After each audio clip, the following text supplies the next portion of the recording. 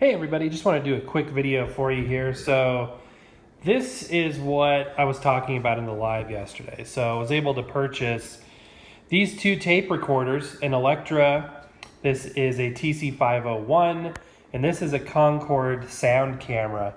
This uses 2-inch reels, this uses 3-inch reels, and both are super awesome. However, both have issues, so they're going to be sent to my friend Fardamark, who has the ability to repair these, and he'll be keeping the Concord and I will be keeping the Electra. Once it's repaired, he'll ship it back to me. So we'll have this going forward. And this Electra has all the packaging. Check this out. I love even the foam packaging. It's got the manual. The box has amazing colors still. Just fantastic. And it's interesting. It's blue. It's hard to find any information on these 501s. There's like one video about a 500 out there, but nothing on the 501. So pretty interesting.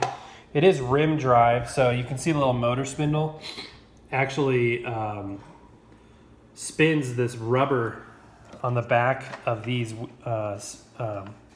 spools. Those are actually rubber discs, so it actually spins those, and you kind of see it function here. I got the remote hooked up, that's why it's acting kind of goofy. So the transport works fine. It's very simple. Battery operated, 2 C's and a 9 volt. Got a little handle down here. Volume control. And it's got the remote, which is the remote control, the mic input, and I can control it from here and record as well. I think of Doc Brown, Back to the Future 3. And an earphone output as well. You can connect external microphones besides that one too. So yeah, transport seems to be working fine. It's just a matter of no sound. So hard to say if it's if it's a capacitor that needs to be replaced. This guy's like a little portable, super cool, and model F88. Looks like it's missing a cover here. 2-inch reels. This one is uses a more sophisticated drive mechanism. It's a capstan pinch roller driven. So you see that pinch roller down there. That actually drives the tape. And this one, the transport itself is not working, so you cannot play. But if you turn the volume up here, you can hear some hiss. And you can hear sound. So it could be a belt. It's hard to say. This guy doesn't have a belt. The Electra actually uses a pinch roller type of set, or it uses a idler drive, kind of like an idler drive turntable. And then obviously that rim as well. So sorry for the allergies today, guys, but I thought you'd like to see this before they get packed up and shipped over to Fardamark.